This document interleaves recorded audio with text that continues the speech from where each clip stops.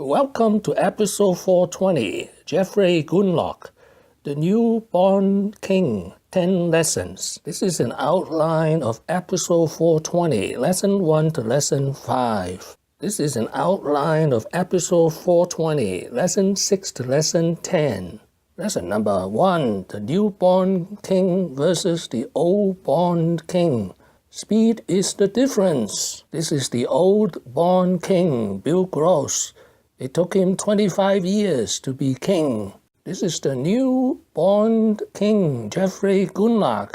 It took him less than 9 years. Lesson number 2, the 3 disasters of Jeffrey Gundlach. First, he dropped out of the PhD program in mathematics from Yale University. Second, he was fired from CCW in 2009. He divorced his wife of 20 years in 2010. Lesson number 3, the motivation of Jeff Gundlach. He was so poor he could not afford a table. Then he watched the TV series, The Lifestyle of the Rich and Famous. He decided he wanted to make a lot of money. Lesson number 4, in bond trading style, he is not a contrarian. He is an opportunist. Lesson number 5, he does not believe in models. You look at this, and when you look at the mathiness now, and then we see the JP Morgan flap of this week, are we too math-centric when we manage bonds like you or like PIMCO or others? Are we relying too much on math today in our models?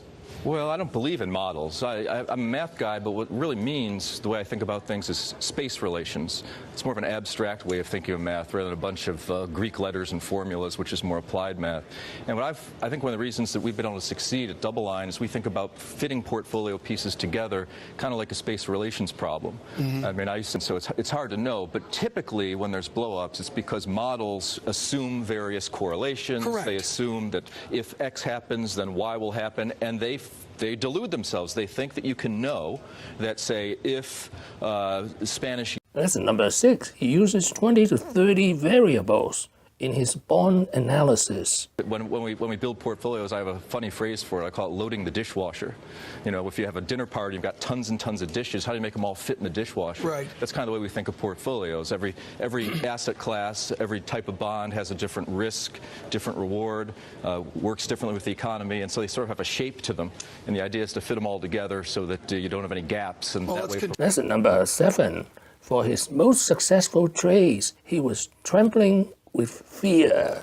For investors, though, right? That when things are looking bleak, that's probably a good opportunity to buy as opposed to be panicking out of your positions. Absolutely. The best trades that I've done over my 30-plus year career have always been the ones where your hand's almost shaking out of fear when you're writing the ticket. And that was almost the case February 11th. So Lesson number 8, he liked low-risk sovereign debt like Puerto Rican bonds. Lesson number 9, reputation matters. When he was fired from TCW, Howard Marks of Oaktree Capital invested $20 million.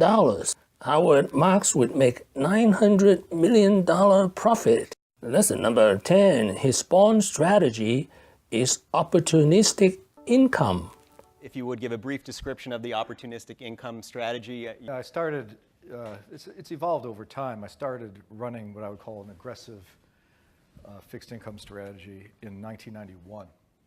And at that time, there was an immense opportunity in an esoteric part of the bond market that we analyzed it to death, and we couldn't come to the conclusion other than that there was no way to make less than about 50% on this trade.